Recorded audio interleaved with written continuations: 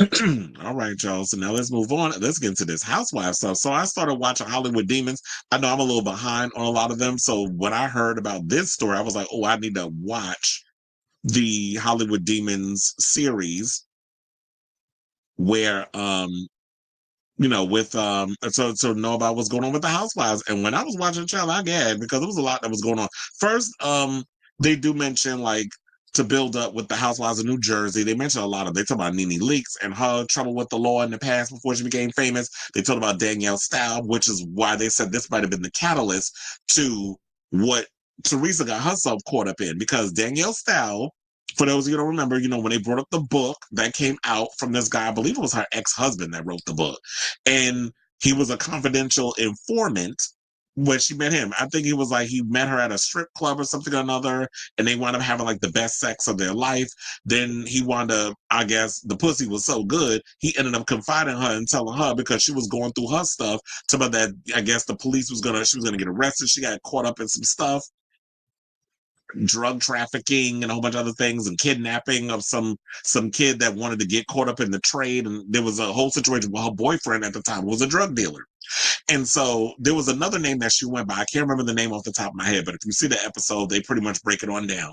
And I don't know, I guess the coochie was so damn good that he wound up telling her that he was a confidential informant, which I'm like, are you dumb? But you know what? As they say, the power of the pussy. Sometimes you can't control what's about to go down.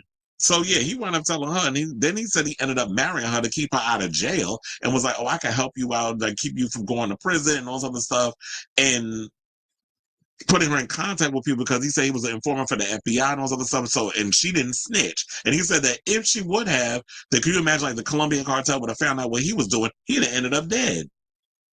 So with all of that happening, Teresa on the show started bringing up the whole thing about the book, which I think production pretty much put her up to that because they saw like she ain't like Danielle. So production pretty much put her up to that. So I guess they could drive the narrative, which they were saying in the beginning when Orange County and all the other stuff came up, how the first season was pretty boring and they need to kind of zhuzh up the show a bit. So I do think production played a part in Teresa being even aware of this book and Danielle's past.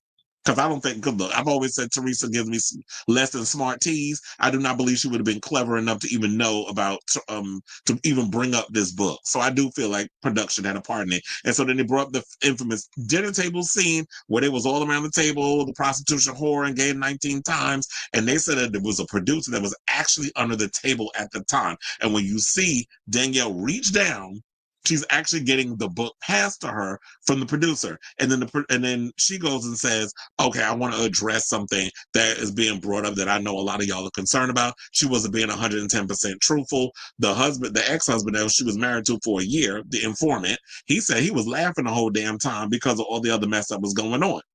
So that's the whole setup. Now, after that, because of what Teresa did, the flipping of the table, the prostitution whore, the engaged 19 times, all of that drama, that is what pretty much put her on the map. And, she started to basically, ride the coattails of all the success. I was trying to figure out the word that I could use for that. But yeah, it was like she was riding the coattail because it was like she was riding high and she took advantage of every opportunity that came her way with the cookbook and all the other stuff. So now, over the years, when Joe Gorga ended up coming on the show, her brother, remember over the years how Teresa will always go up and say, well, Joe basically sold me out. The feds basically, he snitched to the feds and they were looking into her private affairs, whatever, and that's why she ended up going to jail because Joe apparently had her sign some paperwork. So she was blaming everybody. But according to the people in the interview, they said that no, how we came after her was because the IRS people who were watching the show were fans of the Housewives of New Jersey, worked at the IRS. So I always find it funny that I'm like, y'all don't think the feds, y'all don't think the IRS, y'all don't think government officials watch reality TV? You think all they do is sit in the office and crunch numbers all day and investigate people? Like, they got lives too. They got families to raise. They like to turn off the seriousness of the world and be entertained by frivolous popcorn TV. You don't think they watch reality shows? Like, you couldn't have been that dense, but apparently she was. So we talking about Lester Smart. We just talked about Shannon Sharp. Now we talking about her. So yeah, now they're saying that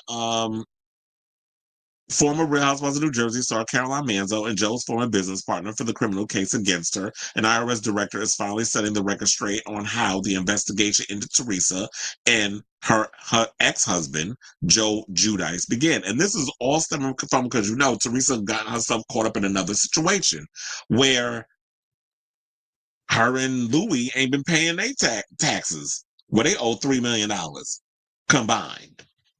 So it's like, okay, before we could look at, you could blame Joe, but now you caught up in the same situation with a different man. Now I'm starting to look at you. Because, yeah, like I said, that they face around $3 billion in tax liens. And saying that, yeah, she partook in the whole fraud case. So I do have that clip, courtesy of Instagram, because, I was receipt heavy today. Now we're going to play that clip, and then we'll come back and talk. Please hold. Life was going to be crazier than anything. In 2012, one of the case agents with IRS criminal investigation happened to be watching The Real Housewives of New Jersey, and it shows a significant amount of cash that was being expended by Teresa. As we started to peel back the layers, we identified one loan application way before the TV show. She supplied pay stubs. That job did not exist. She had applied for another mortgage, and this time she claimed that she was a realtor, making $15,000 a month, and when in fact it was totally fabricated. Then, after the first season here in New Jersey, Teresa and Joe filed for Chapter 7 bankruptcy. But they claimed that they were earning less than what they actually were. In addition, Joe and Teresa had not filed a tax return for at least 8 years, from 2000 through 2008. Did any of this happen while the show was there? So Teresa received 15 months in prison, and Joe received 41 months in prison. One generosity that the court, her life was going to be crazier than anything.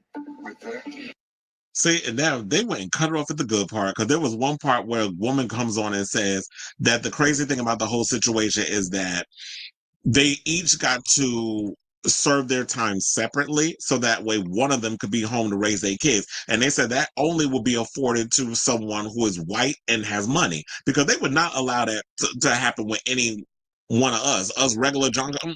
If both of us, if me and my significant other was in on some stuff, trust and believe, they would have locked us both up at the same time, and it'd be like, well, y'all need to figure out who's going to raise them kids. They're probably going to end up in foster care, or I'd have to leave them with their godparent if you're Catholic, or you'd have to leave them with a family member until I got out of jail. So they don't afford the rest of us those same opportunities, because Teresa was who she was and Joe was who he was, and it was on a popular reality show, and they both Caucasian. They were able to get the deal that they got. So yeah, so after all of that, it was like, yeah, y'all already know that they pled guilty to bank, mail, wire, and bankruptcy fraud in 2014, and where she got 15 months and he got 41 months. And then not only did he get 41 months, but once he was done with his thing, I believe they put him on house arrest at one or at a halfway house or something or another.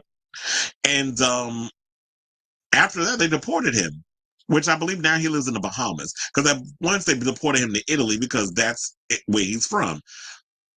But then he moved from Italy to Bahamas because he said that the plane ride would be a lot easier for his daughters to come and see him, whereas it was a much longer flight from the United States to Italy. That's why he moved. He moved for them. So, I was like, did I put that picture up? Okay, there it goes. First of all, Joe looked good. Teresa looked good too. Money well spent. Then Louis is Louis, but unfortunately, it's like, I'm glad that I was hoping I could get to a place where I could say, you know what, Teresa, congratulations to you. You learned your lesson. You moved on, even though everybody kind of side-eyeing your relationship with Louis anyway. But now y'all caught up in another similar situation with y'all not paying y'all bills. Y'all not filing y'all taxes. Like y'all are not exempt. Y'all are not apparently the president of the United States, where you could just not pay your taxes and get away with it, or not do anything. Do whatever the hell you want and get away with it. So we all got to pay our taxes, sis. So do you. Otherwise, you're going to end up behind bars yet again. So, yeah. So, with Teresa running around here with this big old bold face, like, always trying to blame everybody, it's like, no, sis, you need to blame yourself. And not only that, they also talked about, they brought up a couple of people. They brought, and shout out to Taylor Armstrong, because they brought her up. She wrote, brought up details of her marriage with the guy that when she was on the Housewives of Beverly Hills and the abuse that she was going through, and Camille went and spilled that tea on the show. So there was a lot that they go into. And also they brought up Erica Jane and her being in a situation with Tom Girardi and all that mess. Now, sidebar, child, word on the curb, because Housewives of Beverly Hills is wrapped. I saw this blonde item going around. Shout out to the Reality Report. They said this West Coast housewife who recently wished her former co-star was a bit more interesting, and that was to Garcelle, found herself receiving a friend of contract for the new season. So word on the curb is Miss Erica Jane is a friend of, like, she ain't getting a diamond. And I'm like, well, sis, you really didn't deliver this season. You wasn't giving us anything. You was giving friend of teas. So if that's what you're going to deliver on the Housewives of Beverly Hills, then you are going to be demoted to friend of. So now you got to work your way up, like Luann had to do when she was on the New York season, where they demoted her and made her a friend of. You got to work yourself up, your way up to that diamond. Well, hopefully they do inject, like, look, I always say be careful what you wish for. They inject some new blood into the show, because the show sure enough needs it. So I say all this to say, what do you guys think of this story? Did you see this episode of Hollywood Demons? I thought it was relatively interesting, especially when Dr. Drew did an interview with Taylor Armstrong, and she was giving full details about the whole thing about, between the abuse allegations that came out between her husband at the time. I think his name was Richard. And then, there was this whole case about how he got caught up in some money situation and how all his accounts was drained, and how he went and hung himself at one of their homes. And then one of the wives of his business partners had asked her, she was like, do you think it had to do with the show? And she was hysterical about the whole thing. And then the business partner said, no, I don't think it wasn't the show that caused him to hang himself. And then the same person that said that got in his car, drove up to not too far from where Taylor's ex-husband unalived himself, and put a bullet in his brain. So there was a whole situation. Like, it was crazy when I watched the episode, and I was like, okay, first of all, Hollywood Demons, y'all did a big one with this one. So I gotta watch all the other ones. I still haven't seen the Power Rangers one. I still haven't seen the one with the troubled child star. So I definitely got to check all those out. And they recently released the one with Iron Claw. So I got to check that one out. So I think that was the latest one. So they got a lot of pretty good one, a lot of ones that are pretty good that I think a lot of people should check out. So if that's up your alley and y'all like real life drama stuff in documentary form, definitely check out Hollywood Demons. So if y'all have seen this episode, or if it's sparked your interest, or even if you have opinions on what Teresa had to say about, why she got caught, sent over to jail, and blaming everybody else except herself and her husband, because you was out here lying and thinking that the IRS don't watch TV, apparently, or even own one. I guess they all think they're part of the damn Flintstones. So let me know what you guys think of this story in the comments down below.